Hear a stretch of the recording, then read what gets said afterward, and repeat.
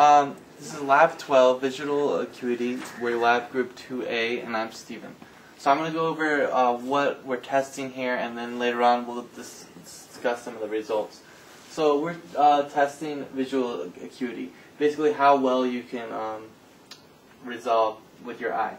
Some things that limit visual acuity are diffraction, how many photoreceptors you have, aberration, sensor location, so is your lens really focusing onto your retina, and then illumination and contrast. And some of the tests that we can do, this one shows separability of lines. This is, can you recognize a line or a dot when it pops on the screen? This one is actually, humans are very good at it, and it is to see if lines are, it's called the Vernier test, and to see if lines are vertical, and then this one's stereo vision to see the depth of certain things. So we have a lot of things up here on the board. So for the blind, there's a blind spot in our eye, and this is because we have an optic nerve that transmits all our information to the brain, and in that area we can't have photoreceptors too, so therefore we have a blind spot. But it's okay because we have two eyes, and they can cover where one blind spot fails, the other eye can pick up. So here's a graph of the contrast. We'll go over how we fared in some of the contrast tests, but generally this is how human eye responds to different contrasts. So it starts here and sort of makes a curve like that. Okay, so there's three types of cones: the blue cones, green cones, and red cones. They respond to different parts of the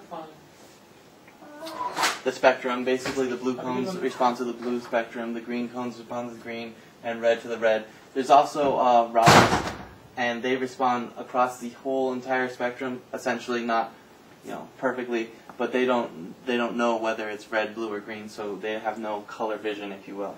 And so at around 0 degrees, we have a spike of cones, and that's where all our cones are, and then the rods sort of like go across the whole eye evenly, except for down here. And then we have our blind spot where both the cones and the rods are not there. So another test we do is the eye dominance test, and this is the tendency for one eye to be preferred to for visual input over the other eye. It happens to be 2/3 of the population is right eye and 1/3 is left eye, and there's no relationship between handedness and eye-ness. Stop. Hey, my name is David, and I was test subject number 1.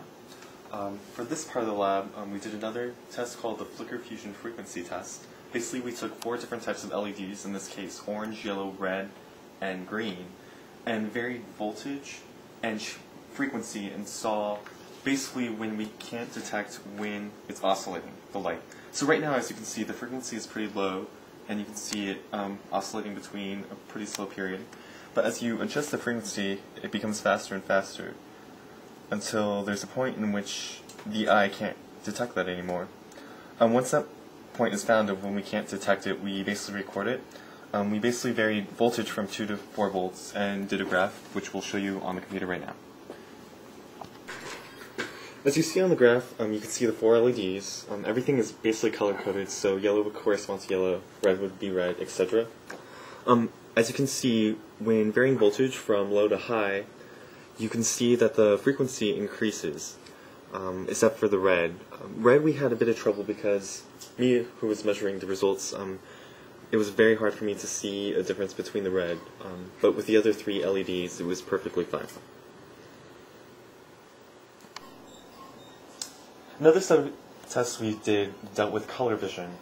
The first test we utilized a grading monochromator and a broadband source, basically something that will cover the entire visible spectrum, which we're concerned with. So we typically consider the visible spectrum 400 to 700 nanometers, but when taking this monochromator and taking a person's eye, it could actually vary. So right now it's at a short wavelength, and that's why you're seeing a purplish hue, but as you increase the wavelength towards 700, it should basically emulate the colors of the rainbow and end at red, hence RGB.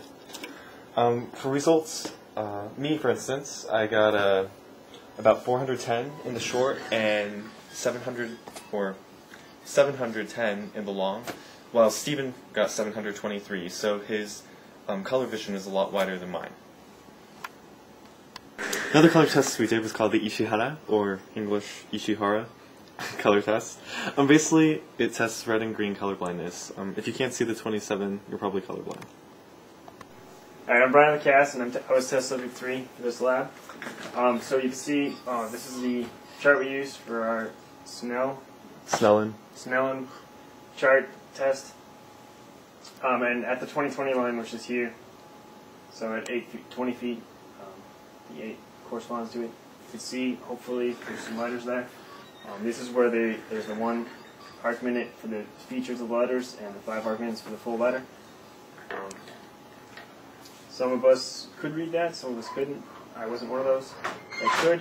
And so another test we could do is this one right here. All you had to do is identify where the slit was, and it's basically the same idea, just testing 20 feet, different vision. Alright, so for this test, it was testing where our blind spot was, and so what we would do is you would stare at one dot, and then you'd stare at the right dot for your left eye and the left dot for your right eye, and try and make the other dot into your blind spot. Since the brain interpolates, you would actually still see the gray bar, but the black dot would be gone. So we did this, and then we measured the distance and the distance between the dots, trying to find the angle of our blind spot location.